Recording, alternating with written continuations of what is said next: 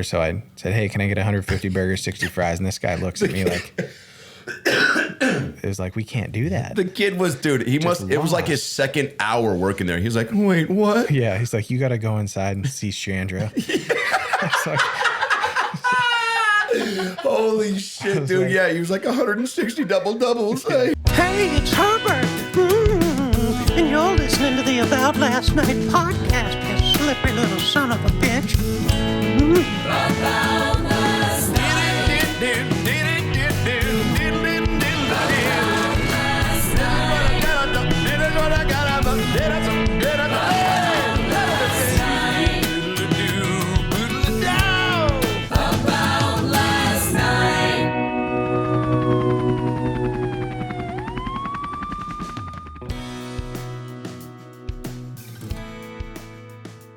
Hey everybody, Adam Ray here for the About Last Night podcast. Thank you for listening to the show. We got a brand new episode today. Hope you had an amazing weekend.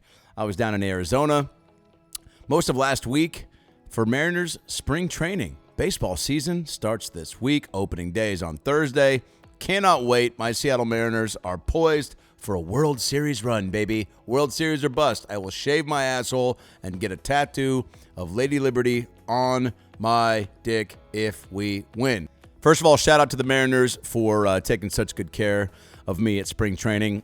Jerry DiPoto, Rick Riz, and everyone down there. Hung with my boys, Bob Stelton, Dave Wyman, Mike Lefko of Wyman and Bob. The best show in sports radio.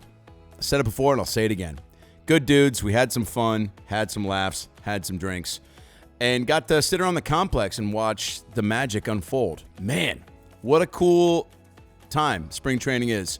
Met a lot of new players. Chatted with Dave Sims for a while. Of course, Riz, DiPoto, Justin Hollander, the GM. Met Blake Snell, a Shoreline native. Went to my rival high school, Shorewood.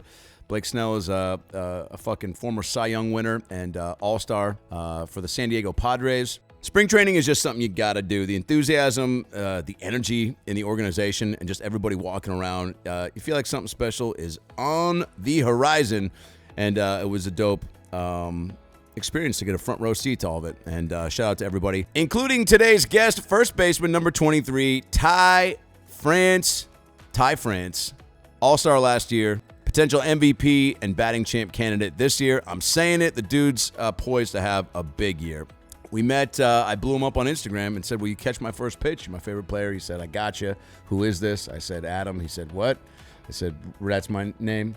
And he said, yeah, caught the pitch. Threw it a little bit outside. I had a couple Bud Light limes, so, I'm going to blame it on the alcohol. But we sat down for 90 minutes and chatted it up, his whole story into the league, his early upbringing in Southern California, making it to the big leagues, that whole journey, the up and down, roller coaster that ride is, and then getting to Seattle and last season. We break it all down. It's awesome. A lot of laughs.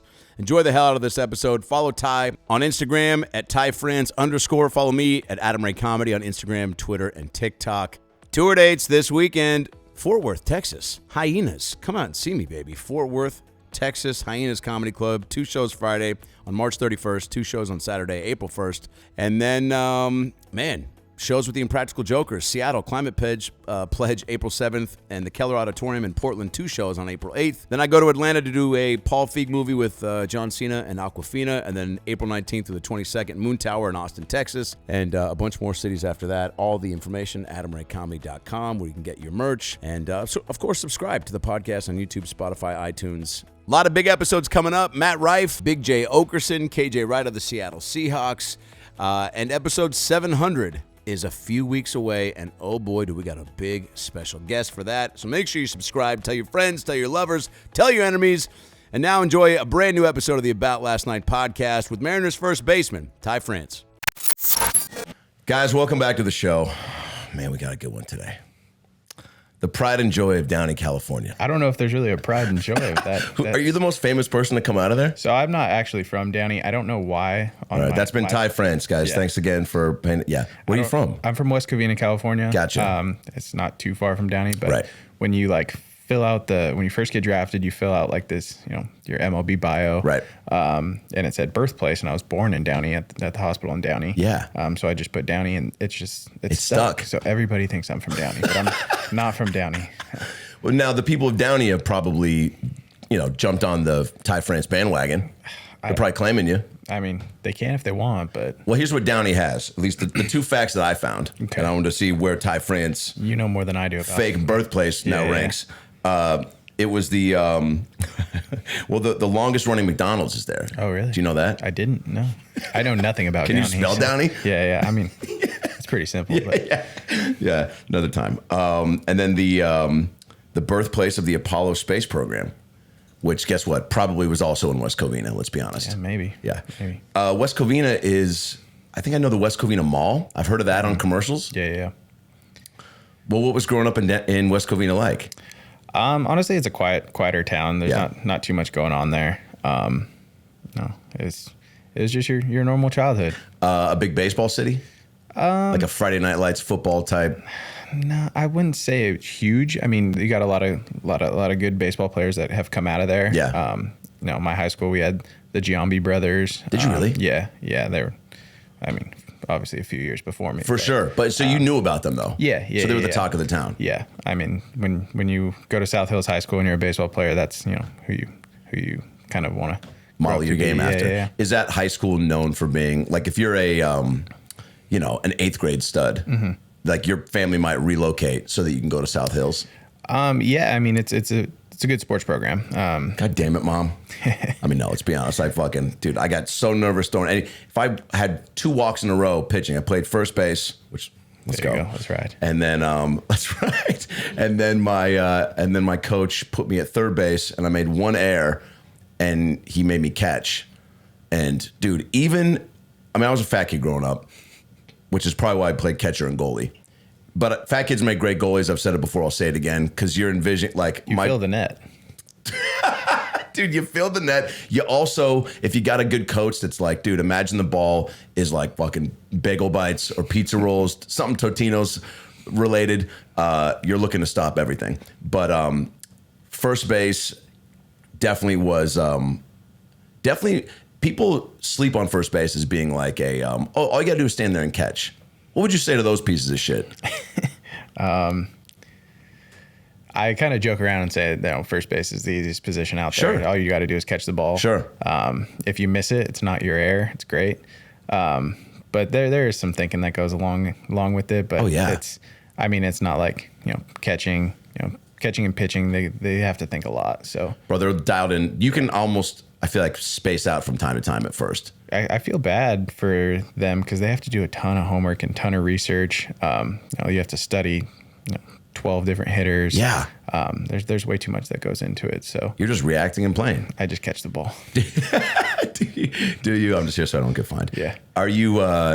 Do you like to kind of small talk with guys? I just saw you on a mic'd up thing, and you're pretty silly with people. And I'm always like, I wonder if there's some guys that get on base and you start to strum up some small talk, and they're like, hey man, can you shut the fuck up? Yeah, there's now. There's not too many of those guys, but there are a handful. Yeah. It's usually guys who, they're base stealers or like they need to focus or they're not smart enough to like do multitask. So, it's very few though. Oh. But for the most part, I'd say 99% of the league is when they get to first base. You're right. I don't stop talking over there. So yeah. There's not really one guy that I can name where I'm like, God, this guy sucks. It is almost like being in an elevator with somebody. Yeah. We got like a couple minutes to maybe drum up some small talk. Yeah. I would always space out at first. But again, like being a little chub, I was thinking about, what's the post-game snack look like? Is that Dunkaroos or is Mom going to, go all out and take us to Shakey's? What was the West Covina post-game celebration? We actually had a Shakey's. Let's go, dude. Yeah. Yeah, the Mojos. Yeah. Pizza, games, try and break all the high scores. Yeah. Oh, yeah. Did you have a Chuck E. Cheese growing up? We did. Yeah. Nice. Yeah. Again, just try and dominate the high scores there. What is your Dave and Buster's Chuck E. Cheese type? Are you a Papa Shot guy? Are you a skee ball guy? Honestly, I wouldn't say I have a specific one. I like to just whatever there's no line, I just would try and go there. And, The skee ball was fun though. Are you better with a couple cocktails? Like for me with beer pong or even ping pong, anything pong related. If I don't got a couple in me, dude. Yeah, I think it's just a confidence thing. Yeah. Yeah, and probably worse, but I'm more confident. Yeah. So Ty and I met, I hit you up on the gram. I don't know how many comedians are sliding into your DMs these days, but you reached right back. I think hopefully you saw the blue check mark and you're like, all right, this isn't just some crazy fan that's looking at me, that's going to ask me to like, sign his, taint or something. So I hit you up and you were like, what up, man? And I was like, yo, I'm throwing at the first pitch. You're my fave. Will you catch it? You were like, dude, hard pass. But if you send money to this Venmo, no, you said yes, 1,000%, which was awesome. And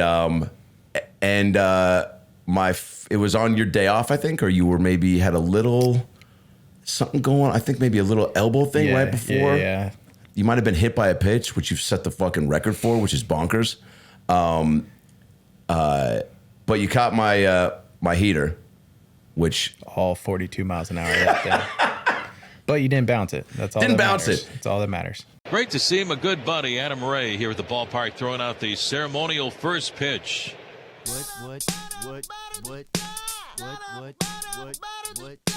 Wearing a Mariners jersey. Oh! But Adam Ray, one of the most talented guys I've ever run into.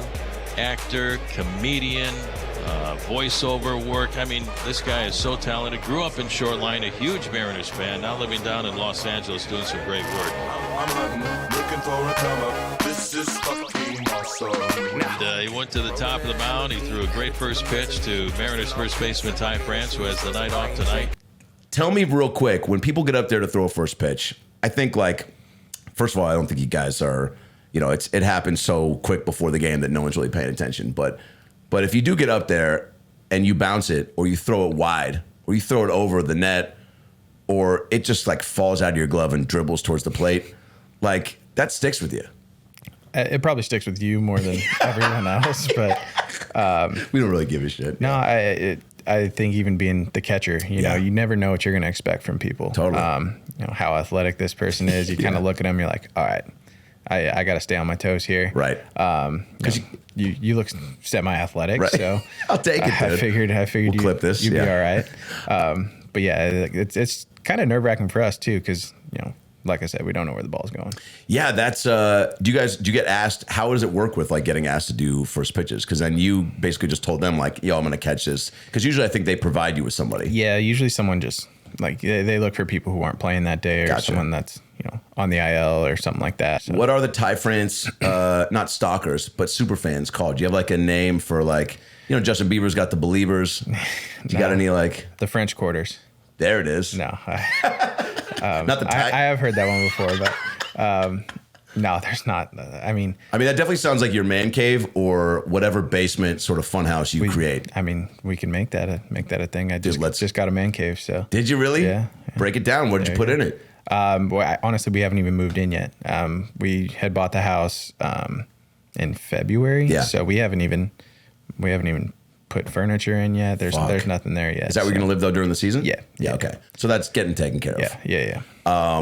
Now, have you thought about what you would put in there? Because every kid dreams about a man cave, whether it's filled with, video games or sports memorabilia. So what's the stuff? I'm sure you got to put your All-Star Game jersey in there. Yeah, I actually got that framed. It's still at the stadium right now. I just left it up there. Yeah. But yeah, it'll probably be more like a sports themed. I have not a lot, but I've collected a few jerseys, from teammates, stuff like that. So make a locker in the closet. Nice. And then just hang up some of my personal stuff. You a video game guy? I'm not huge on video games. I've played a little bit. During the COVID year, had a lot of downtime. So me and two of my other friends, we were playing MLB The Show a lot and got big into that for a little while. But what's it like playing yourself instead of playing with yourself? You're growing up now. Yeah. And you know what? The people at Thanks, MLB Taylor. The Show, I picked that up too. I heard his chuckle and I tried not to laugh. Yeah. No, the people at MLB The Show are they just dog me. They don't. Yeah. What do you mean? My ratings are so bad on that. What the fuck? Yeah, I don't know who we got to get a hold of, but I'm not thrilled about it. Bro, this is like the newest version we're talking about? No, the newest one hasn't come out yet. I don't know, but Okay, so this is pre-Ty All-Star. Yeah, actually, two of my best friends were playing last year. Yeah. And I was having a really good first half, and I would check in with them. I'd be like, "Hey, am I gold yet? Am I a diamond? Am I a gold?" Yeah. And they're like, "No, dude, you're still a silver."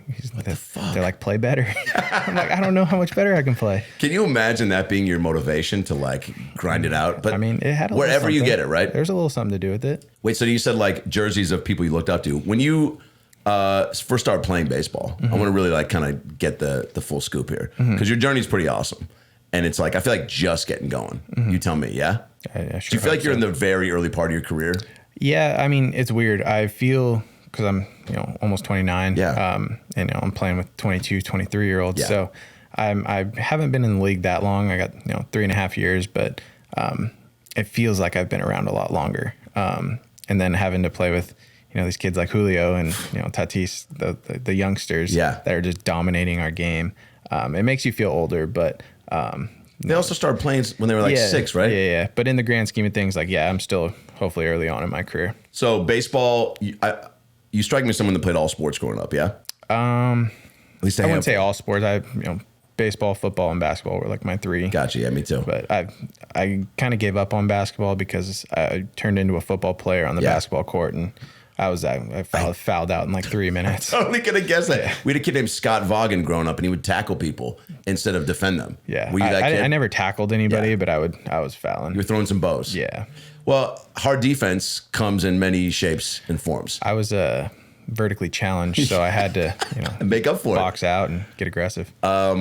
Yeah, you strike me as a football player for sure too. What, linebacker? Fullback, linebacker. There it is. Yeah. Yeah. But why did baseball stick out to you? Was it just like more challenging or? No, I started playing baseball when I was like 2 or 3 years old. So I've been playing almost my entire life. Damn. And, I didn't start football until I want to say middle school age. I loved football. It was a great sport, but I was just better at baseball. Right. Do your folks like have tapes or memories? Like, will it be like, Ty and there's a young? I don't know who that is, but how do your parents? What are your parents' names? Larry and Diane. Larry and Diane. Yeah. Was Larry like? Is he like a Ty picked up that wiffle ball at age 2 and he hit the fuck out of it. He was hitting homers. He was running the bases before he'd even hit the ball. That's how good he was. We're from West Covina, man. We're not from the South. What's the West Covina accent? It's the way you're talking right now. No, my dad, I mean, they were very supportive growing up. Obviously it wouldn't be in the position I am today without them. We had to move a few times just so I can get, better education, better baseball leagues. No way. So, very grateful that they did that for me. But I don't think I have baseball film. My dad filmed all my football games. I have all my high school football games. Damn. Yeah, and all my junior All-American football games too. So wow. I think it was cool for him because baseball, he was my coach. He would help, coach our games, so he couldn't film. But when I started playing football, he wasn't a football coach, so he just got to sit back and be a parent and filmed all my games. Damn, so you were a junior All-American. Yeah. That's crazy. Yeah. So that, I mean, that's the name of the league. I wasn't that good. It was the name of the league. Still?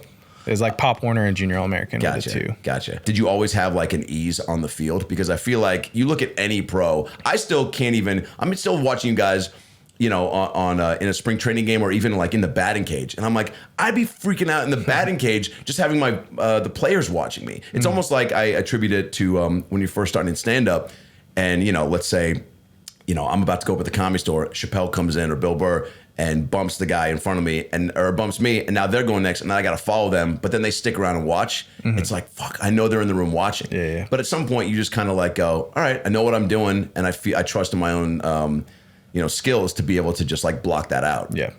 Was there a time when you developed that, or was it kind of from the get-go?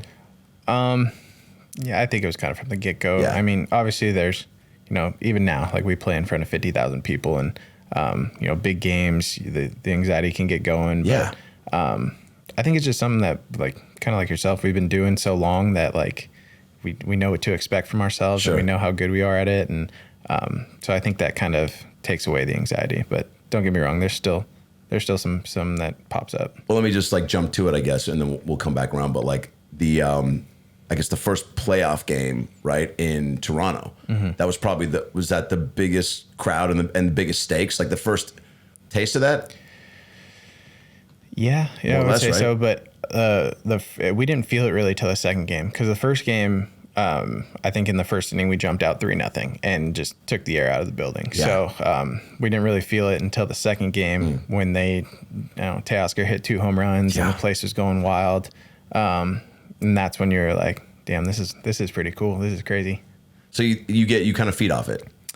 Yeah, I mean, especially at home, having T-Mobile rocking the way it was. All it does is fire you up. There's nothing better than it.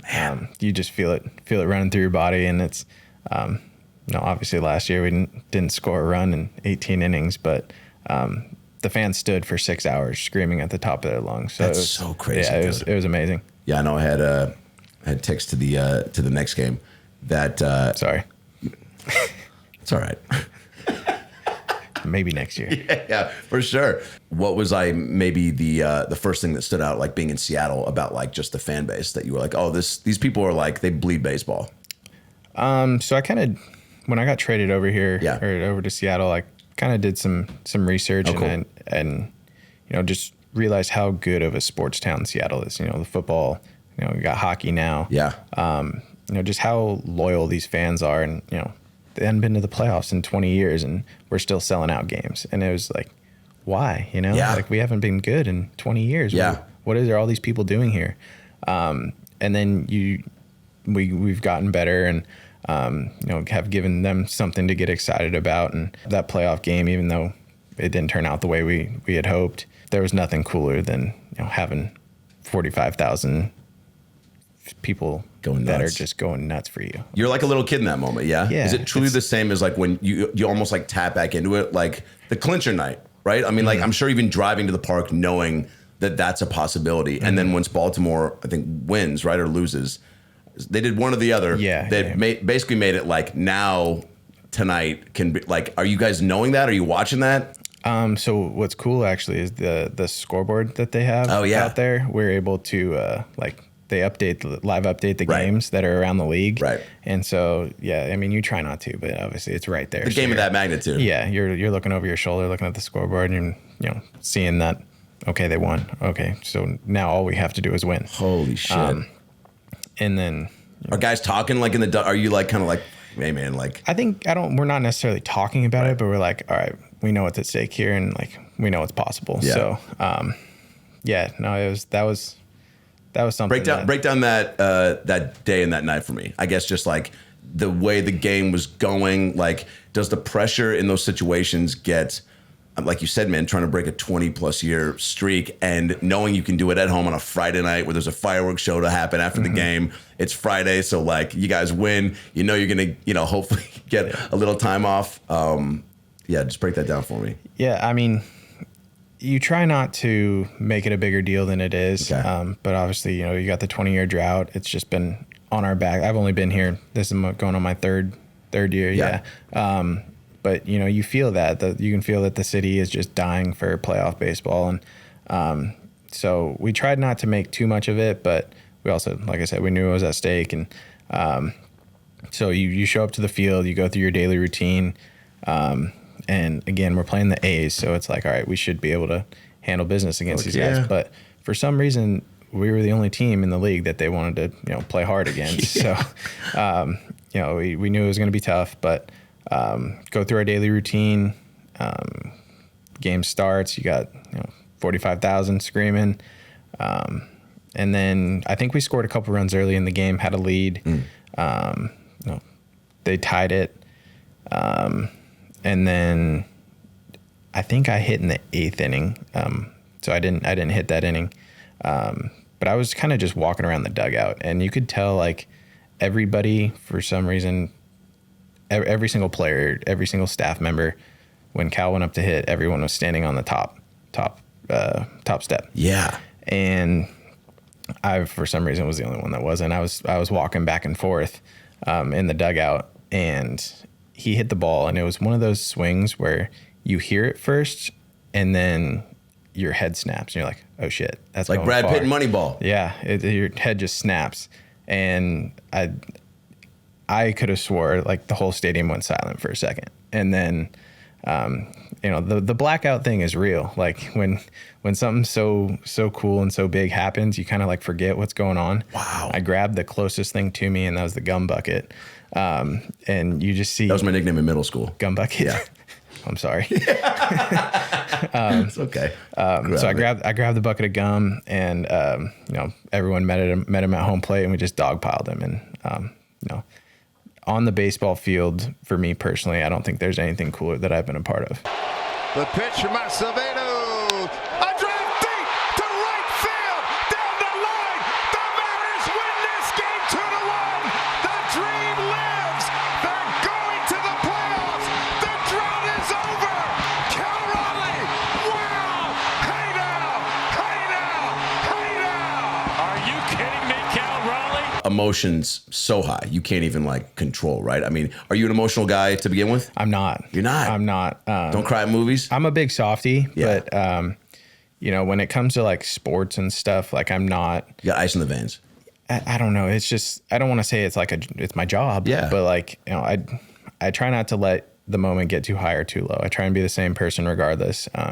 You see those guys who, hit a big home run, scream and yell and throw the bat in the stands. Like that's not me. I treat everything the same. So, but when Cal hit that homer, like I said, I blacked out and don't really know what I did. So I might have been ridiculous. Yeah. We'll check the tape. Yeah. Ty, that's actually why you're here. This is an intervention. Your pants came off real quick. Thank you. You were wearing something underneath, but it was a Jerry DiPoto Speedo. And no, I don't know how much of the M's history you have gotten up to speed on since you got here. Like the Kingdom, of, right? I've gotten better, but sorry to interrupt. Quick story. Please.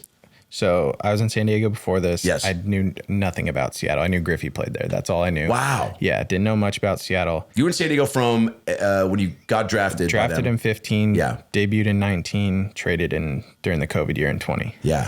Wow. And then the trade was we'll get back. We'll get back to that. But knew nothing of Seattle. I didn't know. I mean, I knew a little bit, but not much. Yeah. Nothing about the team history or anything like that. And so I was number 11 in San Diego. So when I got traded, I texted Jack, our travel secretary, and asked him, hey, I'm number 11 here. Can I keep that and just wear 11 in Seattle? And he's like, have you ever heard of Edgar Martinez? I was like, oh, shit. Oh, man. He goes, we have 2 numbers retired, and that's 11 and 24. So if you can get Mr. Edgar's blessing, you're more than welcome to. Hilarious, but I wouldn't advise that. No, and I told him that story last year, and he loved it. That's crazy. It's normal for a player to not know much about other teams and cities because you're like, I don't know, man. I'm trying to stay focused, which is actually what I really love about you saying that you try to treat every day more or less the same and every experience in a bad, because I think fans sometimes selfishly want you hit a home run, or whether it's a walk-off or even like when you're that 5-hit game with like 12 RBIs and like against I think Toronto. Anyway, it was you were 5 hits. It was awesome, and even I'm assuming, and your last hit being a 3-run bomb. Kansas City. Thank you. Yeah, of course you remember. Well, it took me a second, but yeah. High fly. Left center. They're giving up on it because it's gone. 5-hit game tie France. And the capper, a 3-run bomb. Even in those moments, there's probably got to be a party that's like fucking wanting to pump a fist or like do something crazy, run around the bases. That's clearly why I'm not a player. Like these are the fucking, they'd be like, dude, you're out of the league just based on your celebrations. But there's gotta be some part of you that's like wanting to let loose, or are you truly just like keeping it cool? You're like, all right, cool. I got 5 hits tomorrow. Hopefully I can do it tomorrow too. Is that kind of? That's honestly, it's more or less, how I treat it. Which is healthier because especially in baseball, this game is so hard and it'll humble you so fast. I could have that 5 for 5 game and then not get a hit for a month. So like it's the game's hard. So you try not to get too high or too low. I think it's why too people were getting getting so on Jared Kelenic for being so emotional, which I think, again, as a fan and probably a player you love, because you're like, dude, you always want a few guys that are playing like really fueled up like that, right? But like you said, it's like you want to find that balance, I guess, because it is a long season. And the highs, you know, it's a really, baseball's a great metaphor for life, where it's like, you know, if you're having that like great game and you're pumped up, whatever, but then a slump is right after that, like that's such a juxtaposition that it's tough to kind of get back to square one, right? Yeah. And, you know, the slumps feel like they're forever too, which sucks. But I do think it's important to have a few of those guys that, you know, Julio's great at it. Yeah. You know, and being as young as he is, and, you know, he's very mature for his age. How is that? How is what? How is, good follow-up. How is, hey, Adam, finish the sentence, man. How is it that Julio is so mature at 21 in your eyes? You know, I think a lot of it has to do with his upbringing and, you know, how hard it was for him to get to the position that he's in today. Yeah. And, you know, you got to credit him to his work. He puts in the work, and, you know, a lot of guys at his age they're 22 years old. They play reckless and they don't take care of their body. He does a great job of taking care of himself, and, you know, he puts in the work, not on the field, but off the field too. So, I think that's why he's, you know, where he is today. Yeah. In San Diego, 2015, you get drafted. Before I got drafted, you know, had a really good high school career. Yeah. But my dad was very set on me going to college. He wanted me to, you know, get the education fallback plan just in case, which I was very grateful for, because at 18 years old, I was not ready to go be drafted and go into the minor leagues. Whoa. I would have been eaten alive. That's important to hear. Yeah. Because you probably were, though, like wanting to make the jump. No? Yeah, I think every kid, you know, has the dream of playing professional baseball. Yeah. But I just wasn't ready yet. So went to college, went to San Diego State, got the chance to play for Tony Gwynn, which was, you know. No way. So cool. He was your coach. Yeah, he was my coach my freshman and sophomore year, and then passed away going into my junior year. Oh, my God. So that was unbelievable. You don't really realize how cool it was until you're done playing there. And then you get to look back on it and just be like, you know, wow, I got to play for Tony Gwynn. Like, that was so cool. Bro, there's got to be a direct correlation with how amazing of a hitter you are and coming under the teachings of Tony Gwynn. No? Yeah. You know, I give him a lot of credit for, you know, where I am today. You know, he was you hear these college stories about these coaches who are just so college. You have your 4-hitter bunting and, you know, just stuff like that. And he was very, very good at getting you ready for pro ball. He all he knew was professional. That's all he knew, was how to be professional. He's in the league for, you know, 19 years. So you get there as a 18-year-old kid and you walk in and you're like, holy shit, I'm playing for Tony Gwynn. And he stops you right there. And he's like, hey, I'm Coach Gwynn. I'm here to get you better. I'm here to get you to the next level. I'm not like, you know, Tony Gwynn, this San Diego great. I'm your coach. Whoa. And so right away you respect that and you're very grateful for that. And you're like, yeah, but in all due respect, Mr. Gwynn, you did walk up to me holding your MVP trophy. So if you want to be treated like a normal person, no, but that's awesome. That helps to kind of normalize him. Yeah, exactly. And then he gets you ready for pro ball and kind of treats you, you know, treats you like a professional, does everything professional. So you know, I have to give him a lot of credit for where I am today. But got a chance to play there, and then was drafted by the Padres. Yeah. So that was really cool. Got to stay in San Diego. Was that just one phone call? Is that an email? The draft was a weird process for me. Yeah. So had a really good college career. I was an All-American 2 years. Going into draft year, my agent at the time, he was like, hey, you know, we have you projected rounds 3 to 7. So I was like, sick. You know, I'm expecting to go early on in the draft. Yeah. Day one goes by. I think day one was only rounds 1 and 2, so wasn't expecting to go then. Day 2 was 3 through 10. Was expecting to go on that day. Silence. No phone calls, no texts, nothing. Bummer. Yeah, just complete letdown. So day 3 was rounds 11 to, I think it was 40. I think there was 40 rounds at the time.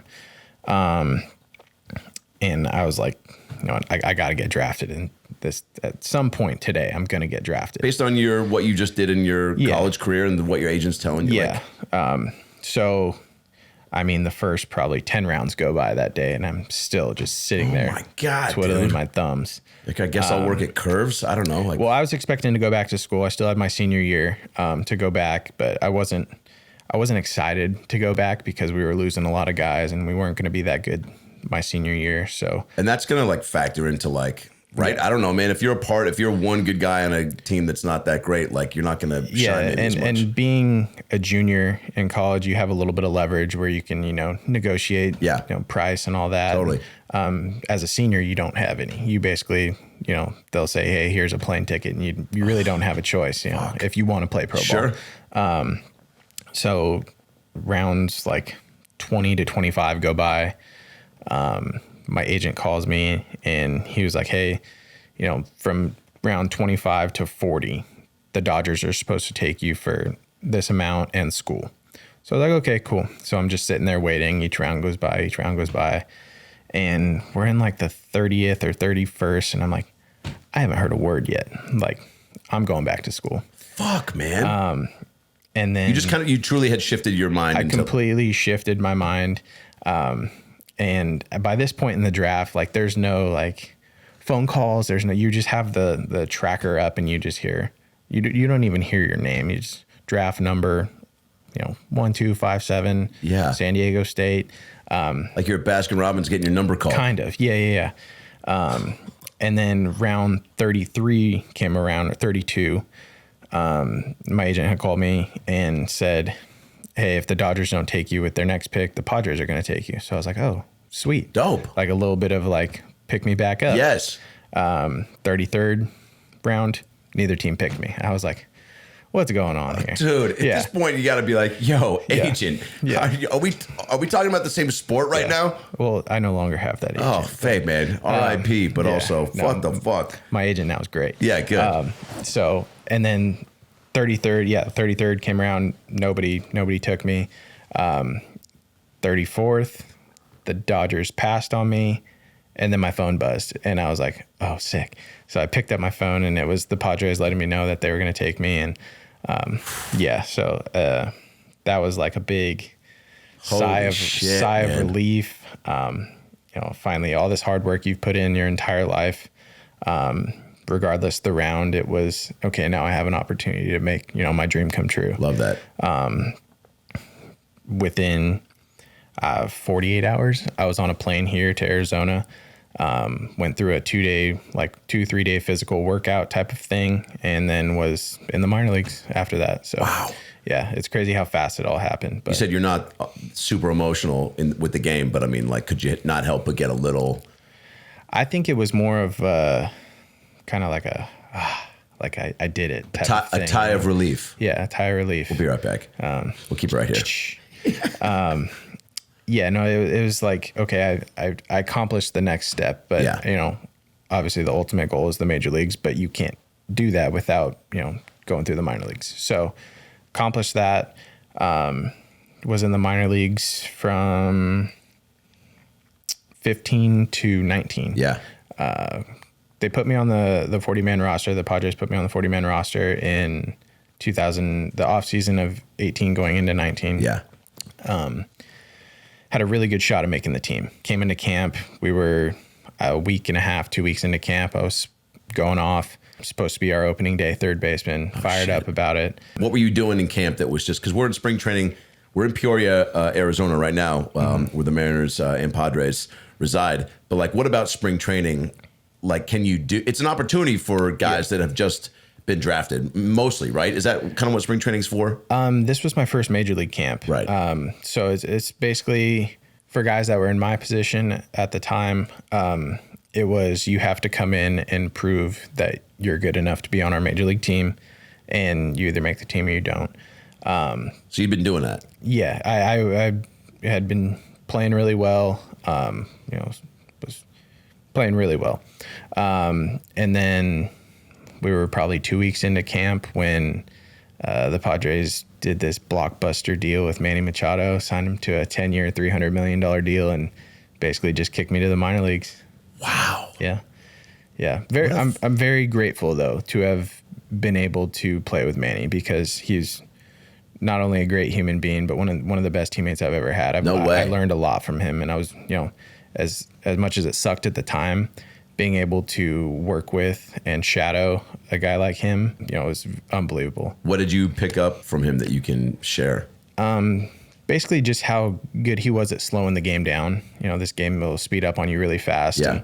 And obviously he's, MVP, but just how there was no anxiety, there was no stress. It was, he just let his talent take over and his work and his preparation take over. And he wasn't much of a, hey, do this, hey, do that. It was more just, I stepped back and just watched how he worked, and learned a lot from him that way. Can you be a guy like that is looked up to or admired or watched by younger players? Do they know that? Does Manny know that he's like an example for younger guys? And he's not doing it for that reason, but is he just so dialed in that if he maybe sees you kind of watching, he'll come over and go, did you see kind of what I was doing here? Yeah, definitely. He knows he's one of the best in the game, and he's very good at helping out the younger guys and showing them, hey, this is how you do it. If he felt me staring at him, I know he did, but there was on the field, not while you're sleeping. On the field, I just want to study from the greats, man. How do you get your proper rest? No, get out of my room, Ty. He did make me carry his massage table once. Oh, nice. To where? We got off the plane, and we got off the plane in Toronto, and he made me carry it through customs and put it on the bus for him. It's a little hazing, right? Yeah. I guess, hey, if that's like the worst of it, right? Oh, no, they were great. It was nothing. It's not like, shave my balls, blindfolded. No, there was no, I didn't have my head shaved, nothing like that. Okay, good. So spring ball really is, when you said you were crushing it too, for Ty France to be crushing it at that point, what were you looking at being like, all right, I'm doing this, this, and this because these are the things that I know I can bring to the team? Yeah. It's just, I've always been known for my hitting, so I was hitting really well. You have been, yeah. Even in college, Yeah. I've always been a very good hitter, and so came into that spring training. My defense that's always been like my downside, especially when I played third base. It was, I was just okay. I wasn't great. Sure. But that offseason worked really hard on my defense. So came into spring training, hit well, playing good defense, and then Manny came in. So roller coaster. I mean, even though you said it was great and you were happy for the experience, but roller coaster. Everything of leading up to that, yeah, roller coaster, because I'm expecting to make the team, be in San Diego. Even after we got him, I was like, okay, I still got a shot at like being a bench guy, so still had my hopes up, and then got sent to AAA. On the very last day of spring training, we actually played in Seattle. We had an exhibition game in Seattle, and there were two buses. One was going back to Peoria, one was going to San Diego. To the airport to go to San Diego, and I had to get on the sad bus. The sad bus. Bus. My God. Yeah. They told you at least a little bit before that you didn't like walk. You were like walking towards the happy bus, and they're like, yeah. So they didn't tell me personally until after the game. That's nice. Yeah, we probably yes and no, but because you're expecting to get on that happy bus. Man, there's no wind. So it was probably like 30 minutes to an hour after the game where they called me in the office and they're like, hey, we're going to send you to AAA. So I wish I had a camera on that bus, though, because everybody was so sad. They were? Yeah. You remember? There was a lot of guys on there that had big league time, or like they expected to make the team. And, it's just kind of like a punch in the gut when you don't. I don't think people realize. There's been a handful, obviously, baseball movies that chronicle the journey and experience. Mm-hmm. It's like in anything, though. It's like you can't ever know what it's like to bomb on stage unless you do it, right? I can't even begin to know what it's like to have that experience, especially with all the work leading up to it and the things that feel promised or expected and then not, and then to be on that bus. It's really bonkers and a testament to you to how you, I guess, mentally get through that. Mm-hmm. Because I mean, in any business, right? Like challenges are coming, mm-hmm. and obstacles, but to be on that bus, like, I don't think anybody would shake their head at somebody that goes, I'm done. I can't do it anymore. Right. Because it can be so overwhelming. Yeah.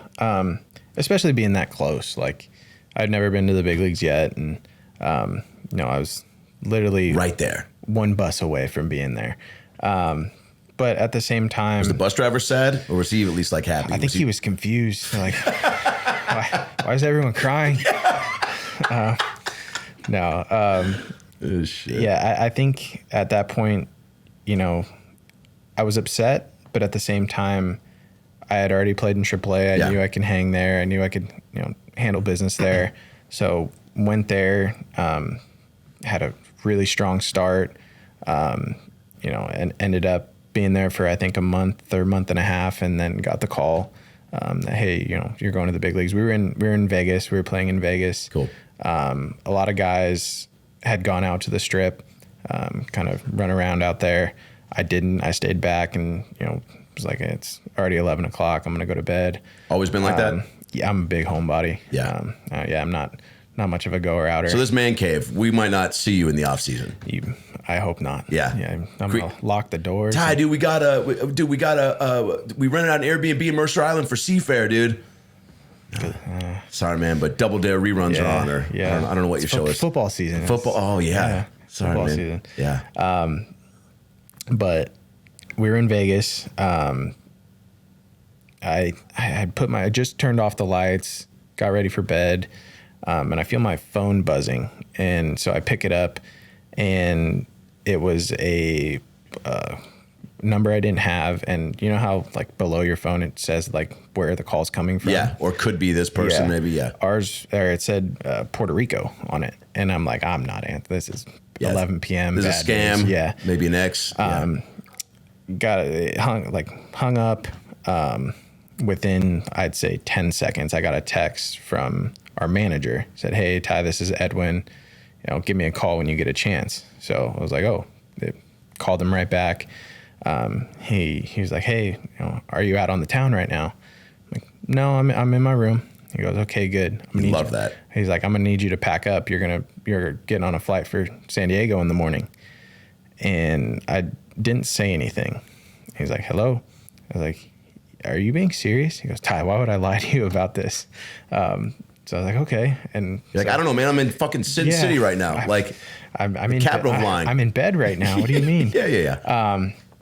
So didn't know what to do after that. I just kind of sat there for a few minutes, and I was like, "Who do I call?" Called my wife, and she had work the next day, so she didn't answer. Called my agent. He answered, but he was, "Hello." Yeah. Not the enthusiasm you wanted. Woke him up. Yeah. FaceTime my parents and woke them up. I was waking everybody up to tell them. You got to. Yeah. I think that's newsworthy of waking someone up for. Yeah. So parents lose it? Yeah. They were really excited. Really excited. Next day was on my first class Southwest flight to San Diego. A group, baby. A1. A1? Let's go. Yeah. Let's not, by the way, flew here on Southwest, was in late B group, only middles. And then it was either middle or back of the plane, row to yourself. And we found, the story sucks, but Southwest, the A group versus anything else. Don't sleep on it. And especially when you're flying to your first big league game. Yeah. You want to feel like you're being taken care of. Yeah. So had my first class Southwest flight. Another great addition to this. Please. So get to the airport. It's like 6 a.m. Wearing my nice button-up shirt. Get through security. Go to put my backpack back on. Yeah. As soon as I go like this, my entire shirt ripped from like my wrist to my armpit. Nice. And I'm like, this is the only shirt I brought. So I asked some random guy. I was like, "Hey man, can you help me like roll these up to try and like hide the tear?" Yeah. He did. He was great. Land in San Diego, start digging through my bag, find another collared shirt that's just entirely wrinkled. Like it looks like looked like I drug it on the runway. Threw it on, got to San Diego, was greeted by all the guys there. They played with a bunch of great guys there. Yeah. That squad was who? At the time, it was, Austin Hedges, Eric Hosmer. Oh man. Ian Kinsler was there. Yeah. Just a bunch of great guys. Gamers. And, put my uniform on. It was a day game. Wasn't playing, but walked out, got to say my hellos to my wife, my family, 2 of my best friends, and then just sat and watched Felix dominate. Felix was throwing against us that day. Get the fuck out. Yeah. Hernandez, by the way. Yeah, in 19. And I think we ended up winning. It was like a 2-1 game or something like that. Yeah. He only lost those. It was over in like two hours. I don't even know if we hit 2 hours. It was such a fast game. I was like, I didn't even get a chance to enjoy this. Like it happened so fast. But got a lot of great stories out of it. When you're wearing that big league, that's an amazing story, by the way. Thanks for sharing that. When you, and let that be, by the way, a lesson to anyone listening and watching, especially in your line of work. There's a reason that you got that call and you weren't out on the strip. You know what I'm saying? I don't know. I'm not a super spiritual guy, but it's like you made a choice to like put yourself in a position to like get, to maximize the opportunity. And it's like, I feel like your choices do kind of, bleed into the next one more or less. Yeah. I mean, everybody's different, but this window of opportunity is so small, and you got to do everything you can to, you don't want to have any regrets and say, oh, if I was out on the strip that night and, who knows what would have happened. If you were at Senior Frogs and your phone, you didn't even hear it because you were taking body shots off some guy that kind of looked like you and had the same birthday. And you were like, dude, we got to take a shot. Cause like, by the way, that's a very typical bro move you see where guys go, I've seen it so many times. It's so funny where they realize they have the same birthday, so they have to take a shot together. So if that's what's happening, you missed the call. You're not on that flight. I mean, who knows where you are? Exactly. Hey guys, Adam Ray here for the About Last Night podcast. Well, it's another new year. We made it, 2023. We did it. Congratulations. Hug yourself, touch yourself, so that when you ask yourself who touched you, you know who it was. You got goals, guys, okay? And you want to achieve all of them, every single one of them. And Factor is here to help you do that. So if you're looking to fuel up fast with ready-to-eat, nutritious meals, yikes. You ever just forget how to read? Meals delivered straight to your door, then Factor's the place to go, okay? They leave you time and energy to tackle everything else on your to-do list, so you don't have to worry about where and what you're eating. Achieve and maintain your 2023 goals with Factor, America's #1 ready-to-eat meal kit, and start saving time eating well and living your best life yet. If you love Factor, probably because you're too busy to cook and you don't like going to the grocery store and potentially, running into somebody from your past, and you want to skip the chopping, prepping, and cleaning up too, well, Factor's fresh, never frozen meals are ready in just 2 minutes, and all you need is heat and a positive attitude. So whether your lifestyle is keto, calorie smart, vegan, protein plus options are on the menu each week. They're prepared by chefs and approved dietitians, not these unapproved dietitians, and each meal has all the ingredients that you need to feel satisfied all day long. 34 chef-prepared, dietitian-approved weekly options are there for you. Plus, you can round out your meal and replenish your snack supply with an assortment of 36-plus sweets, smoothies, juices, and more satisfying add-ons. Cut back on takeout and get Factor instead, okay? It's ready to make, ready-to-eat food in just 2 minutes. Eating vegan or veggie is a snap with Factor. Each meal is prepared by the chefs that know what you want, and they're excited to give it to you. So head to factormeals.com/lastnight50 and use promo code lastnight50 to get 50% off your first box. That's insane. I didn't know that was the deal until I just read it. That's crazy. 50% off at factormeals.com/lastnight50, and you're going to get 50% off your first box. That's insane, so you got to do it. There's no better deal out there, and no better food as well. Factor.com/aboutlastnight. Oh, wait, /lastnight50. Okay, do that. Your wife must be awesome. That's a special, I think both our lines of work with the travel that's involved and just the grind. Someone that's got to be a ride or die. Yeah. I'll be 100% honest. I could not do this without her. We joke around and say she's my secretary, but, she keeps everything in order. She's put her career on the back burner just so I can live my dream. And, I'm very grateful for her because I would not be where I am today without her. That's awesome. Where'd you guys meet? So we went to neighboring high schools, and had a mutual friend try to set us up in high school. Nice. We had talked a little bit. Nothing ever came from it. We never met. Did she ever tell you why? Was your game just not as strong back then, or what? No, actually, I broke my phone. And did she buy that? That's real. Yeah. She doesn't believe it actually, but she doesn't even remember talking to me. So maybe the game wasn't that good. Yeah. I was 15. Yeah, come on, man. What are you supposed to be saying at that age? Yeah.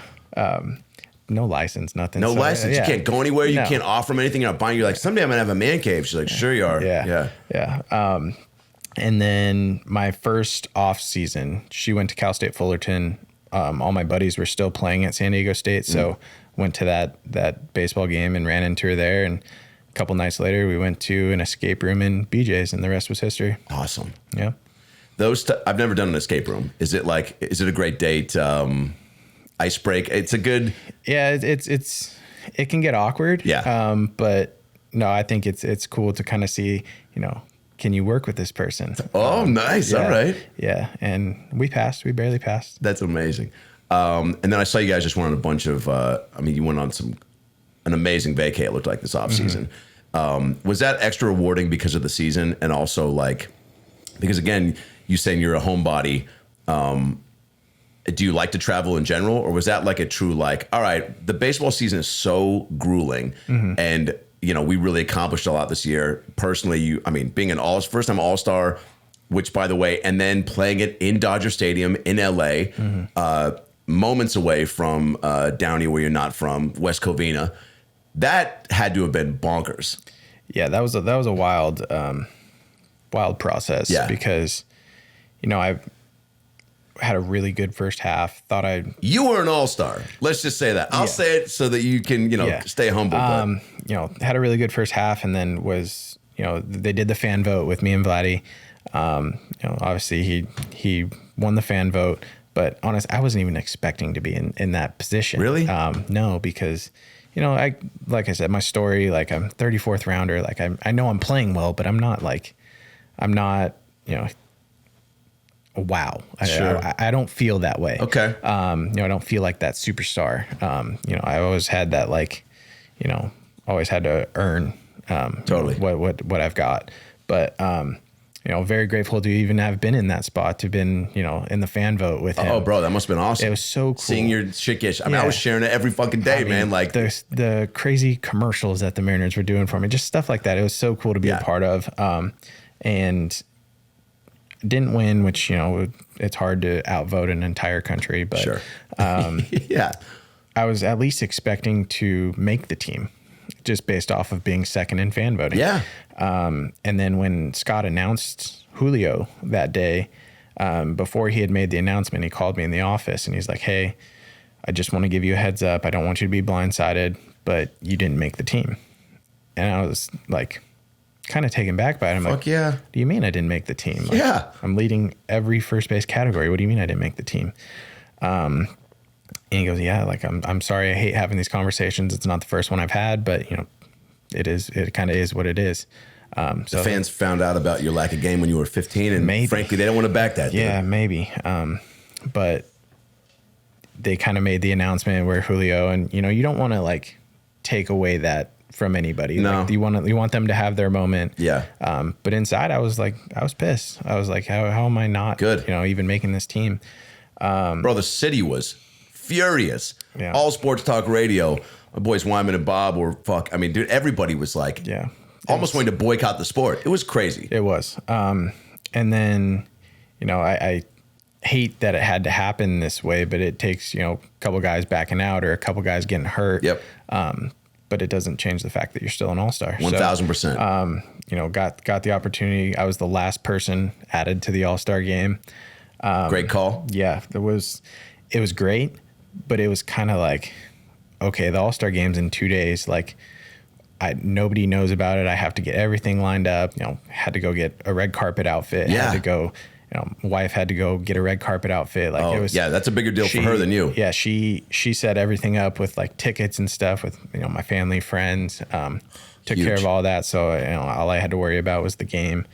But to be able to do that in LA, so that they even had an opportunity to be there, it was an experience I'll never forget and very grateful for. Hearing your name called, just to walk out there and be there for the Derby. I'm sure you're like me, man, growing up watching all the players watching the Derby, was almost cooler than the game itself because you're like, oh, you're just getting to hang with legends who are now your peers. Yeah. And it was really cool for I mean, Julio did his thing. It was awesome. But for me to be there to witness that and just see, you know, I was 10 feet from him watching him hit, you know, 90 homers or whatever it was. And to be his water boy was really cool. I was just going to say, man, you were all over ESPN. That was dope, man. You guys were representing that moment for him and for you to be a part of it and share it is going to, I mean, it's still talked about. It's the, not the beginning of his career, but that was Julio's coming out party, more or less, people say, because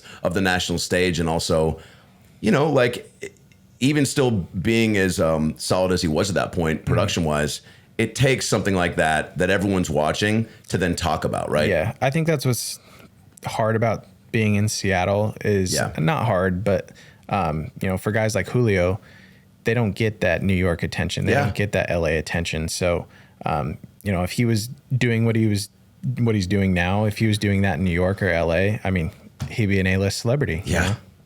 Which probably, I mean, it's a blessing and a curse. I mean, it's like, I don't know, I mean, you tell me it's like he's a very very humble, you know, very about his work. Yeah. So I don't think he would get lost in that, but there are a lot of guys that would. Like you guys are, you know, you're bona fide celeb. So it's like, especially in Seattle, you know, you get stopped at any Safeway, right? Grocery store, shout out. Even though I was an Albertsons boy, bagged groceries there for 4 years and then got fired because I stole beer and film. But is there a place you'll go in Seattle where you're like, man, I can't go there because it's just every Thai guy, which, by the way, that could be I'm a Thai guy, you know, that's a good t-shirt. Right? I'll hit up my boys at Simply Seattle. There you go. That's what I'm rocking today, by the way. Honestly, nothing about me stands out. Yeah. I look like just your average human being, 5'10", walking down the street. Where guys like, you know, JP's got the dreads, right? Julio's 6'3", right? They just kind of stand out a little more, so they have more problems going out than I do. Gotcha.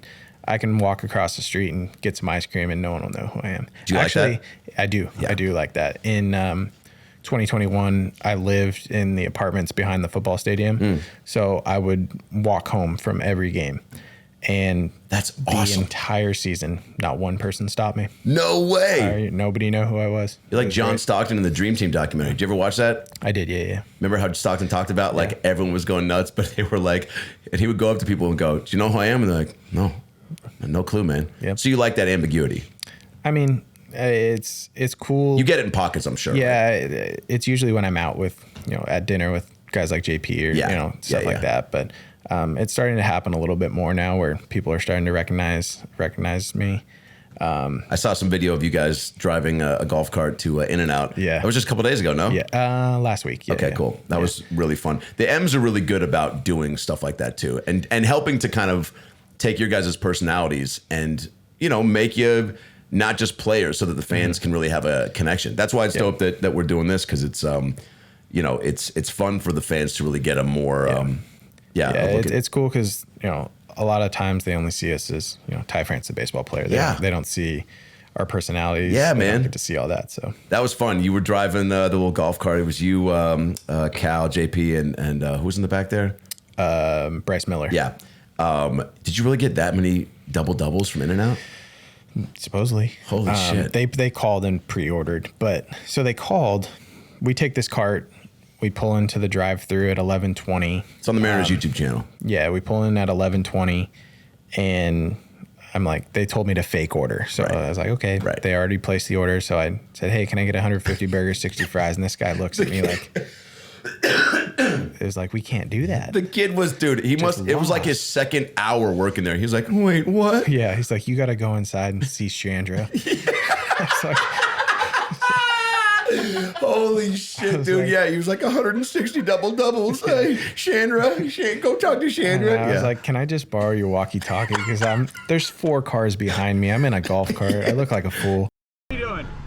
What doing, sir? Got a big one for you. You ready? Yes, sir. Can I do 150 doubles? Are you for real? Yes. You might have to go inside for and 60 fries. James, I don't know about all that. Right. We got a game to play in like 30 minutes. Come on, James, you got it. Should we call him? Can you message him on the walkie-talkie? Can I do it? Yeah. Here, ask for Shanda. Shanda? Yes, sir. Do I have to press anything? Middle button. Middle button. So he gave me his walkie-talkie and got to ask for Sandra, and she was like, she told me to come inside also. And I'm like, well, I got to pull through the drive-through because there's cars behind me. So we played it off, and we sat in the parking lot because it was supposed to be done at 11:40, and they sent us at 11:20. And so she's like, yeah, we're not going to be done for another 20 minutes. You're going to have to park. So I go to park, car stole my spot, had to find a new spot. And then the four of us were just sitting there in a golf cart, full uniform for 20 minutes. Hilarious. And you got people on the street honking at us. You got people in the Starbucks drive-thru honking, laughing at us. Oh, yeah. A wave of kids and stuff asking for autographs. Yeah. So it was fun. It was a fun experience. Cal had never had a hadn't had In-N-Out. I loved when he goes, this was one of my favorite moments. You go, you got to get an animal style. Or somebody said that. And then Cal goes, what's that?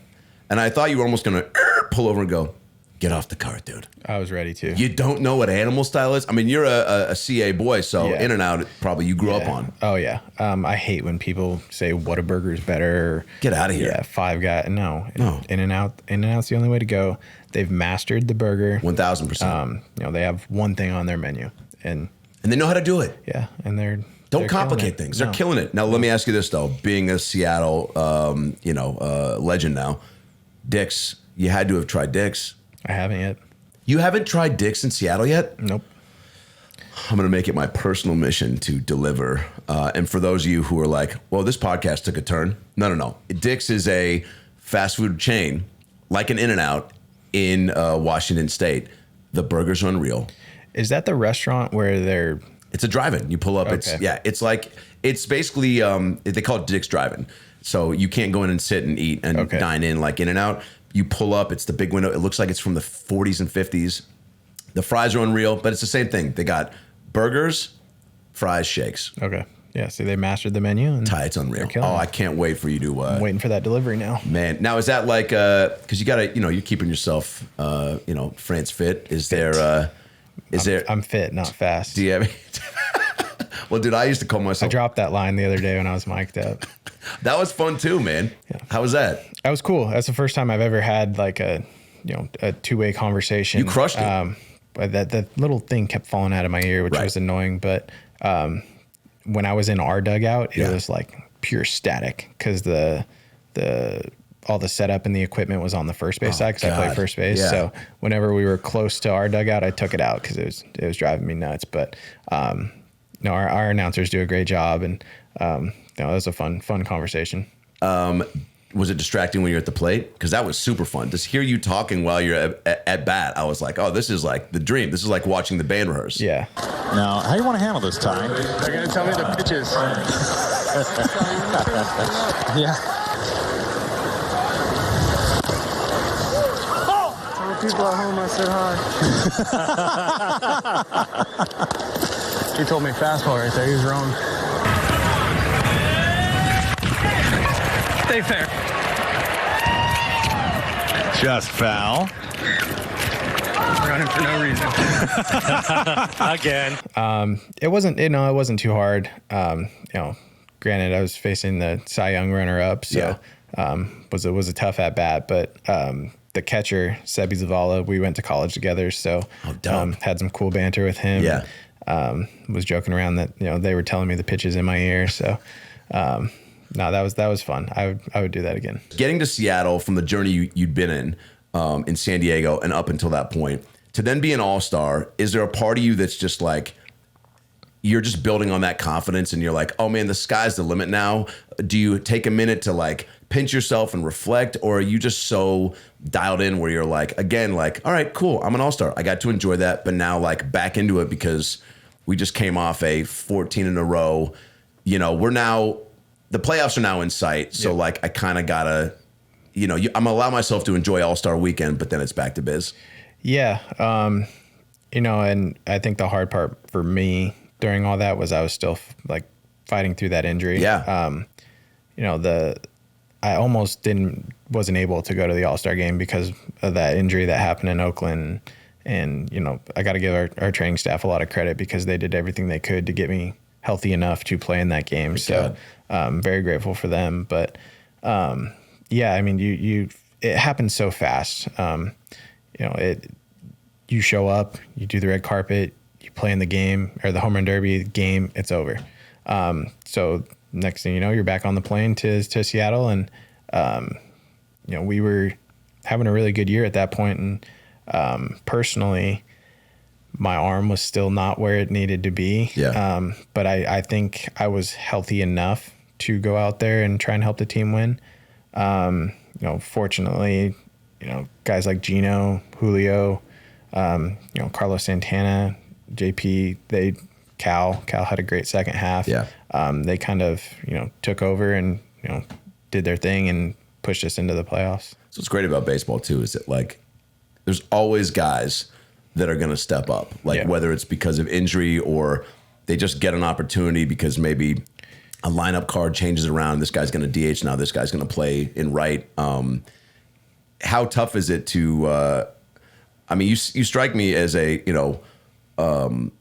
silent leader, but also a vocal leader. I feel like you chime in when you feel like it's necessary.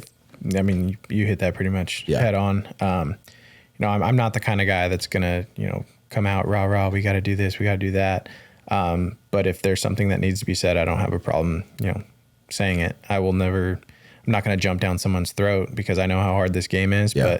But, if they're kind of falling out of line, I don't have an issue doing that. Can you not do that if you're not, like, do people look, if you're, the chemistry of the locker room, everyone talked about all year long. Yeah. And was that as... that's everything that was said, that's how it was. And that's rare, right? Yeah. Yeah. And even this year's even better with the guys that they've added. Awesome. Jerry does a great job of not only putting a good baseball team out on the field, but they're just good humans. There's not one guy in that locker room where I'm like, I can't stand you. I love that you said that. He's done the pod a couple times, and he made that point both times where in talking about this upcoming season, and it was just about when the trade deadline was about to get going, and he's like, we look for good people, not just good players. Yeah. And I'm like, that seems like such a crazy approach, but it's like, yeah, man, like, especially in baseball, right? You can attest to us better than anybody, but it's like you get, like, if you guys are all jamming, it's gonna translate. It only takes one person to ruin an entire locker room. So, for them to find the right guys and make everything run smoothly, they've done a very good job of that. Are you? What's got you pumped about this season? And I know, not to give you I'm sure you've been asked that by every fucking person, but let me rephrase it. Right now in spring training, we're, I think, maybe a week and a half out from the season starting. Yeah. I guess where's the excitement level, the anticipation, just after going through the spring? Do you feel acclimated with all the new pieces, and do you feel like ready to go, or does it feel like, we could maybe use a couple more weeks of jamming? No. I think we're very lucky. At least I'll speak personally, playing first base. I get to know a lot of these guys, like Teo. I've had multiple conversations with before he even was traded over here. So, no way. Yeah. We played the Blue Jays a ton, and he's a really good player. He's always on first base. So had the opportunity to talk to him. And that's what's cool about the position that I play is I get a chance to talk to all these guys, and you never know who you're going to end up being teammates with. So, no, the locker room, we're in a good spot, and kind of just trying to build off last year. Last year was to be able to end the drought was cool.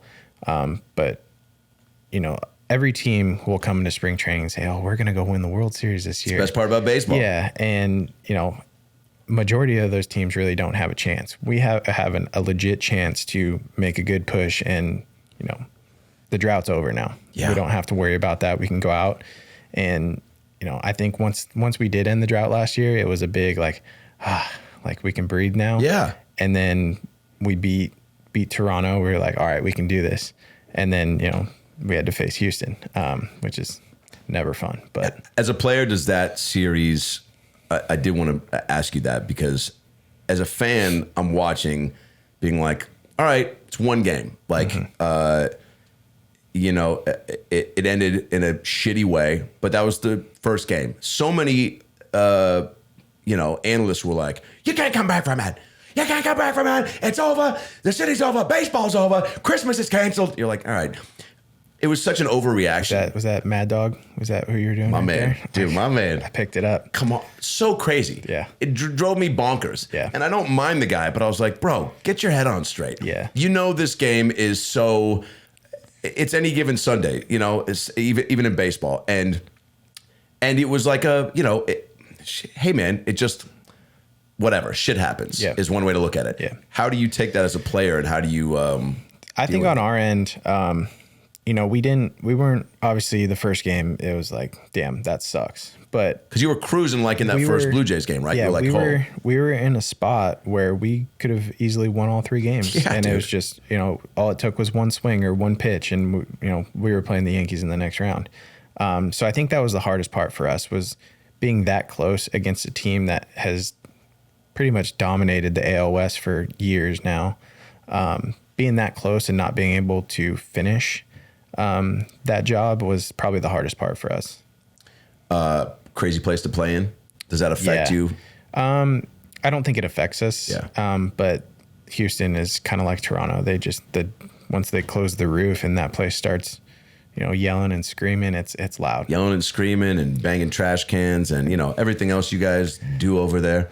That series was. I mean, what was great about it for baseball, and I guess the city and the M's organization, is like, so close to knocking off the champs. Mm-hmm. And like nobody was really, they were kind of looking as like, the Astros won, of course. But it's like, no. It was a couple pitches either way.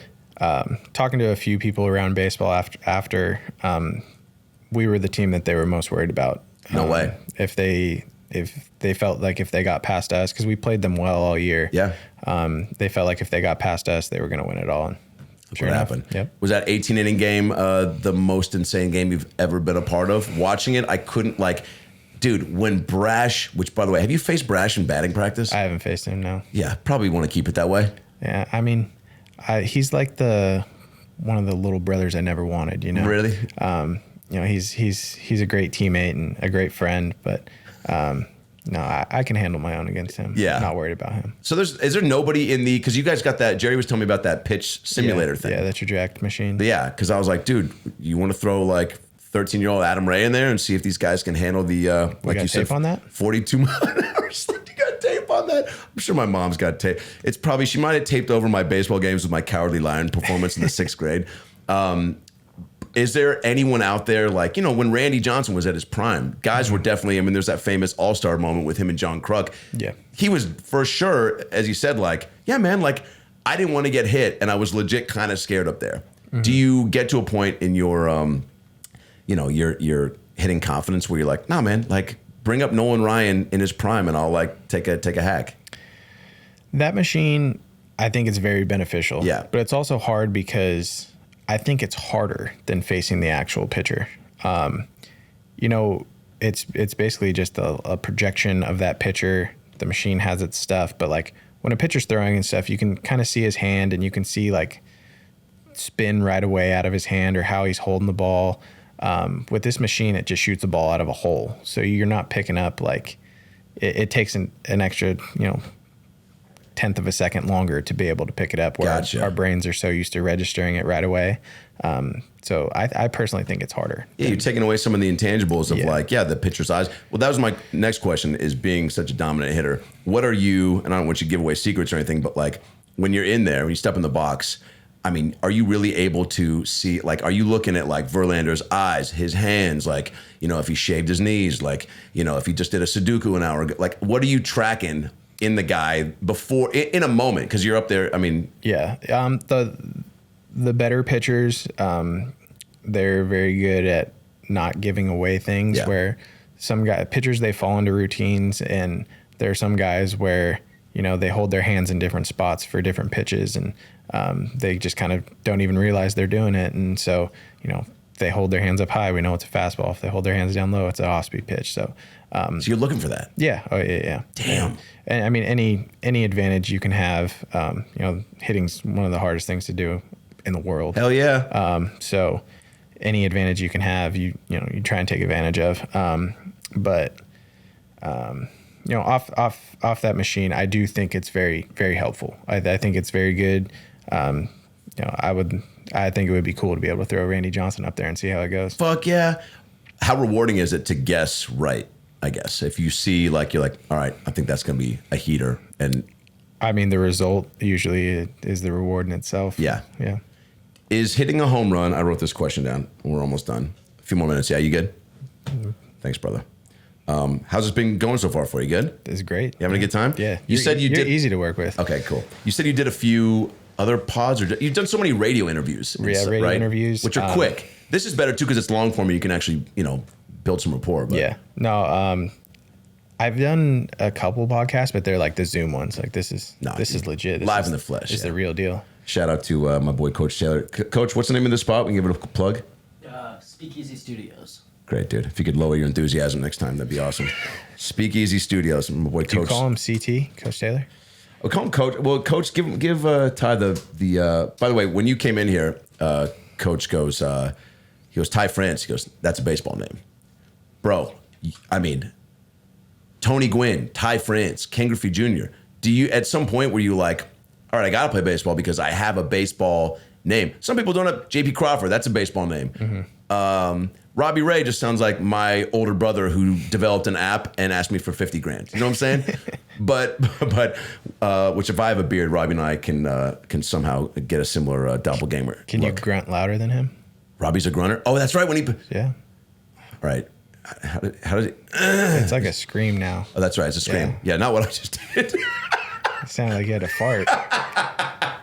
Maybe I do, man. It's been a long pod. Yeah, Robbie the Grunt. Yeah, that kind of got highlighted throughout the season, right? Because you could pick it up on the mics. Do you guys bust his chops about that?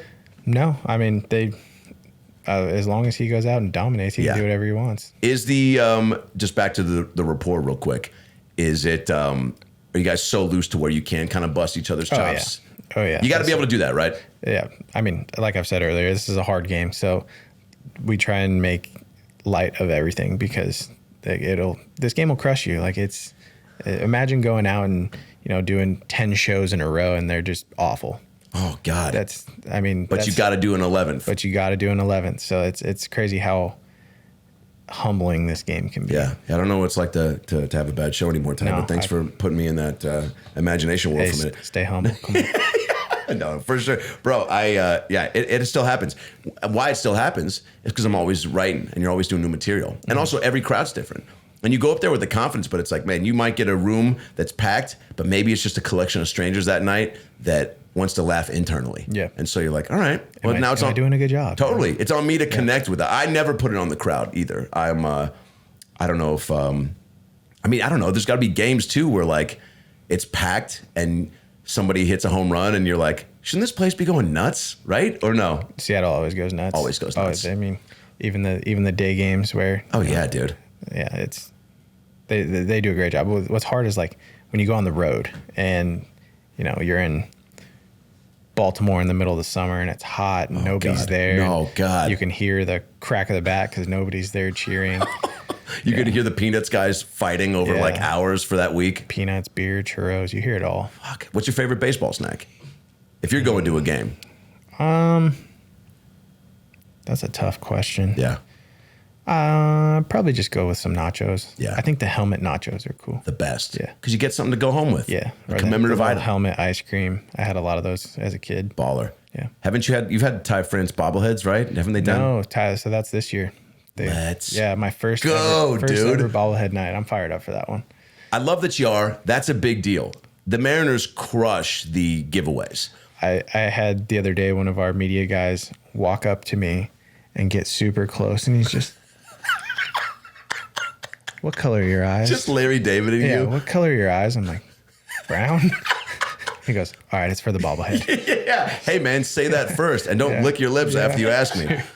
Dude, that's amazing. Yeah, that's a big deal. That's like a sign that you're like in the, you're a couple steps closer to being in the Mariner Hall of Fame. You get your own bobblehead? I don't know if we're that far, but no, hopefully one day. That's a big honor, man. I remember they had Griffey. No, it was when A-Rod came back to Seattle. I went to that game, right? And they gave out fake money. this maybe now in a more little PC cancel culture, just like hey man, just everybody be cool. They wouldn't do that, but they gave out fake money. So when A-Rod came up, we all threw fake money, dude. It was awesome. Mm-hmm. But I digress. Coach, what was the name of the spot again? Speakeasy Studios. There it is. Yeah. All right. Is it hard to find these, Coach?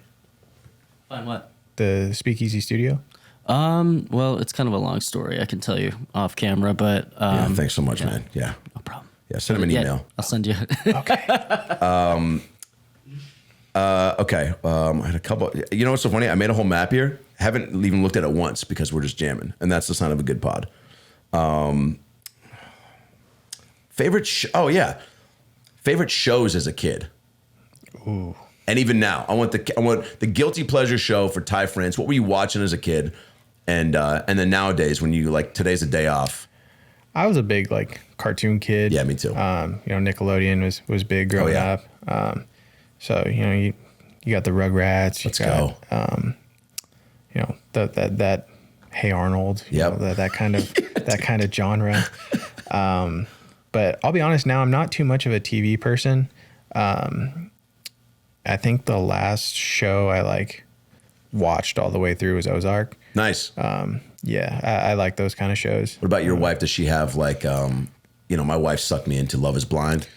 I've seen that one too. Come on. But I think I put that on her. I don't think that was her idea. I think that was more my idea. Let's go. All right. So you don't mind the dating reality shows? No. They're fun, man. Yeah. Reality TV. It's fun to see how ridiculous it is. Bro, it's bonkers. Yeah. Some people, it's also, I've said this about in my act about Dr. Pimple Popper. There's certain shows you need because it makes you feel better about yourself.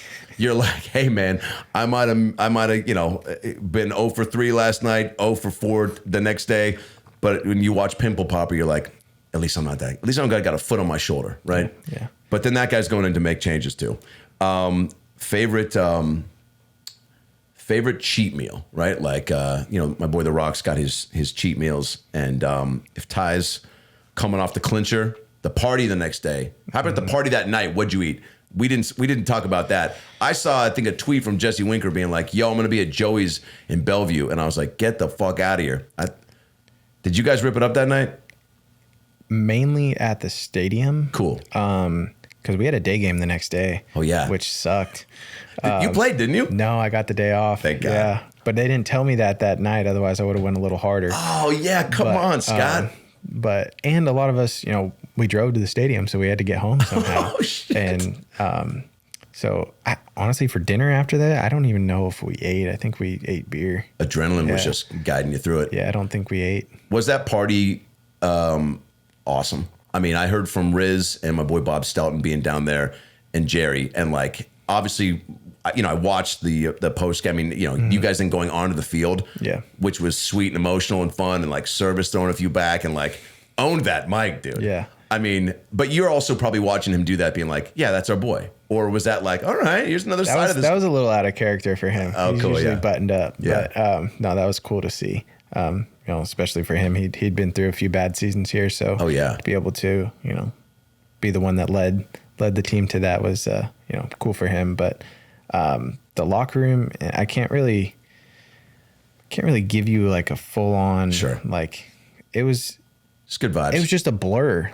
There was so much going on. There was a ton of cameras in there. There was, tarps covering everything. Yeah. One of our tarps fell down as Skip was giving his speech. So we're new at this celebrating thing. It's been 20 years. It was, and you don't even realize how much you drink either, because you take a few sips of it and then you dump it on someone and then you grab a new beer and then, dump champagne everywhere. It was champagne in the eyes, burns. I was going to say, yeah. You got those goggles on though, right? Yeah, but the goggles, they were around the top. They were just like the mic foam. So the beer just went right through it. Yeah. The beer and champagne. So we didn't really wear them because they were kind of pointless. What a cool thing though. Cause you've as a kid, right? Another thing you've watched happen the post celebration. So doing it like there and then in Toronto, right? Like a cool thing to be a part of, a cool thing to grab a bottle out of a case and like. Yeah. I think Seattle was just a little bit cooler because after we had clinched and, you know, gone inside, popped champagne, we got to come out and celebrate with the fans. Yeah. And, you know, that moment probably meant more to them than it did to us. Totally. Like they'd waited such a long time to be able to experience that. And, you know, we ran around the stadium high-fiving all of them. And, no way. Yeah, it was so cool to be able to just go out there and celebrate with them because they deserve that. Has Scott done or Jerry organized like a big like trip to Wild Waves? You know what Wild Waves is? In near Tacoma. You know where Tacoma is, right? Yes. South Seattle, yeah. It's like a water park. It's Seattle's water park. Okay. I grew up going there. I like went down the inner tube ride once and fractured my tailbone, which now is like just this. It looks like a fucking tail. It's like my buddy Adam French calls it my ass nub because it just kind of like my doctor was like, "You fractured your tailbone." I was like, "Thanks for the heads up." You know, what was that? You know, while you were busy, you know, holding my balls and asking me to cough and you know look the other way. You know, I had a tail growing, and he's like, "You can shave it down, or you can just let it be." And so it's still there, and I'll send you a pic. And so. That Wild Waves, though, was such a like high school, elementary school field trip thing. Mm-hmm. Is there something in that world that they've done for you guys where they're like I guess being in Arizona, are they like, yo, team dinner at fucking Chili's, baby? No, but we can make them do it. Yeah. You call Jerry and have him set that up for us. Fuck yeah, dude. Yeah. There's, I guess, would you guys do it on the road? Do you do guys break off and do? Yeah, we'll do like team dinners and stuff. Cool. You know, it's different for each guy because some guys, their families travel and, you know, they got the kids and stuff. So, but I think off days, you know, we usually get together and like last year, Seattle summers are incredible. Yeah. The best in the world. A handful of us, you know, rented a boat for a day and went out on the lake. Nice. So I think off days we get together a little bit more. I've got some pull at Topgolf. I should have put that together, but then also I'm meeting myself halfway, devil's advocate, and going, if I set up a Topgolf for the whole squad, and let's say like our entire pitching staff, you know, did something, an oblique or something, I'd be banned from my hometown and my home and the city. Like I'd have to move to like Beirut and open a bakery. Yeah, you don't want to do that. Such a sincere dude. That's not the move for you. No. All right, the pitching staff. I think I heard you talk about this. Is that that's got to be something that you're so, pumped about like most people because what? Like when they're doing their job, it like, I don't know, makes you more comfy at the plate to do yours or those things are hand in hand? Yeah, I mean, we have, you know, 6 of the best starters in the big leagues. Unreal. And, you know, top to bottom, even our bullpen is elite. Yeah. So it's kind of cool for us knowing that, all right, we really only got to go get these guys 1 or 2 runs and they're going to take care of the rest. So offense has been kind of our biggest hiccup. Yeah. So for them to be able to carry us most of the way is, you know, obviously we try and do our best to pick them up. But yeah, we were in the position we were in last year because of the pitching staff. Opening day, do you have a routine that's coming up on us in a couple weeks here? Is there going to be like, is there like a Nutri-Grain bar flavor that is like your jam or like not song really on the way to the park? No, not really. Yeah, I'm as routine as we are at the field. Yeah. I try and once I'm away from the field, I try and get away. Like I try and, you know, eat different things, do different things, drink different things. Because so much of our lives can fall into like you feel like you're on repeat. Yeah, you got to mix it up. Yeah, so in some areas. Yeah, I try and do my best off the field to, you know, just get away. Do you ever pay attention during the game to the hat trick? The hat shuffle? Yeah. Yeah. Yeah. I guess like I'm always wondering like how much of the I like the boat races the best. And I'm not going to give I'm sure the city of Seattle knows, but there's a secret to who's going to win before. With the hydros. Yeah. Ty's talking about the hydro race challenge they have. It's one of the fan, you know, experiences mid-game, which again, T-Mobile and the M's crush. Kiss Cam, I think they need to bring back. I think that's always fun. The doppelganger gang, I've seen it like hockey games and stuff where they put up a celebrity and they go, this guy looks like that. Yeah. What's your walk-up song again? Is that Kanye? Yeah. Yeah. How's that going? Probably Probably gonna have to change it. Well, sucks 'cause I really like that song. Bro, I know, man. It's yeah. It was before he was crazy, you know. As long as you establish that, maybe have our PA announcer, now batting Ty France, and then and then the song, and then by the way, this song was before all the Jew stuff, right? Before he fell off. Before he fell off, yeah. Do you have any backups? I'm still searching right now. I kind of like that genre, that older hip hop. Yeah. That era, but you got suggestions? Let me know. Okay, yeah. Coach, off the top of your head, a song that maybe now after listening to Ty chat for 90 minutes, any I mean, look, Cher's "Do You Believe" stands out just because that's a pump up song, and I feel like Remember what you're getting. We have a pitch clock now, so we don't have as much time. Oh yeah, yeah. So does that bleed into? It's got to be quick. It's got to get the people going fast. Maybe just like the American Idol. Yeah, something like that. Has the pitch clock? Is it awesome? Is it great? Is it? I think it's going to be good for the game. Yeah. Like anything, it takes adjusting. Yeah, I think it took, for me personally, it took like a week to get used to it. And now I'm pretty dialed in. But I think just for the fans aspect, like they're going to be, we're finishing games in 2 hours and 20 minutes, 2 hours and 30 minutes. It's going to keep you away from those, 6 hour, 18 inning games. Yeah. I think just on the fan side, it'll be good for them. Do you notice the pace kind of changing with you? I mean, do you feel a little more hurried up when you're there, or? The first week I did. Yeah. Now it just kind of feels more like, you're going through the game, but it just, for some reason, it's just going a lot faster now. Cool. I think that's, favorite baseball movie. I think we hit everything else. Joel McHale had a question. Joel McHale, Seattle legend. No, all right. We'll edit this out. Sorry, Joe. Favorite baseball movie? That's a hard one. It is. One that you enjoy. So many good ones, but I think I can go back and watch The Sandlot on repeat. I was just going to say that. I think I was going to do let's say at the same time. I think we just became best friends from Step Brothers. Do you like guacamole? Sandlot is so good. And it's also like it's the only thing that bothered me, Will, was when they remade the second one. I think when they stayed away from that. Yeah, I watched part of it. I was like, this isn't it. Like, we can't try and remake one of the best movies of all time. Benny the Jet Rodriguez, or was it Benny like coaching the team, or what was the story? I'll be honest. I watched like the first 15 minutes, and I was like, you were out. Yeah, it's not the same. Major League, great. You can put it in there. Great. Even Little Big League, another phenomenal movie. Come on, there's so many good ones. Any Rookie of the Year. Any movie where you're taking a kid and letting him like somehow be in the game is crazy at the major league level. All right. Any questions for me? You're coming to my show in June. I'm throwing out the first pitch of my birthday the day before. Hopefully catch it again for me if you don't mind. Oh, absolutely. Okay, great. Absolutely. Because you guys got a day game and then my show's that night. So I mean, I don't know how much you're trying to fit in fun during the season, but what's harder, acting or stand up? Great question. Finally, you take an interest in what I do. Well, you were going the whole time. You couldn't really stop you. I'm joking.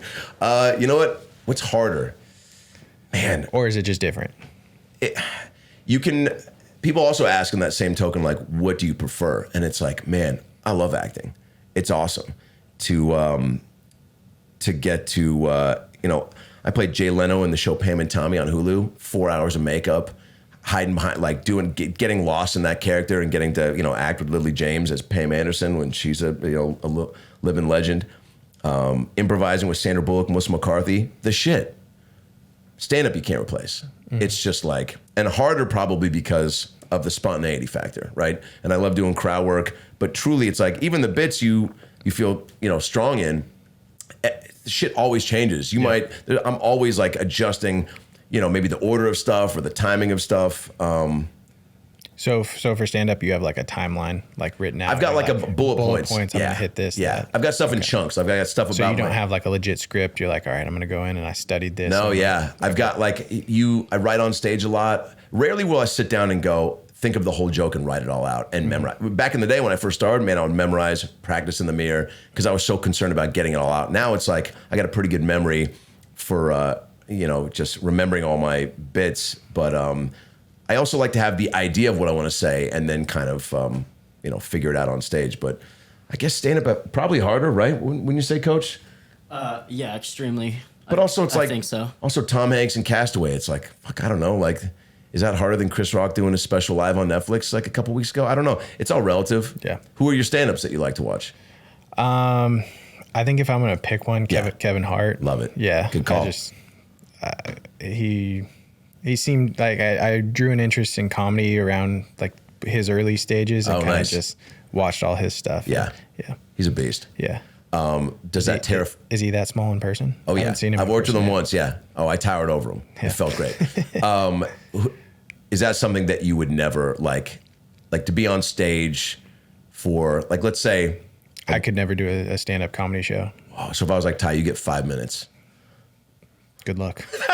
Finding someone else. Yeah, you're not getting me up there. Who on the team would be that guy?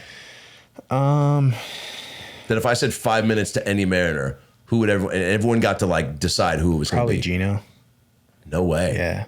I don't know if he would like necessarily love being on the mic, but he's got such a good personality that like, and fearless. Yeah, and he's very easy to like get along with, relate to, and likability that matters. Yeah, like he makes light of every situation. So he's one of my favorites.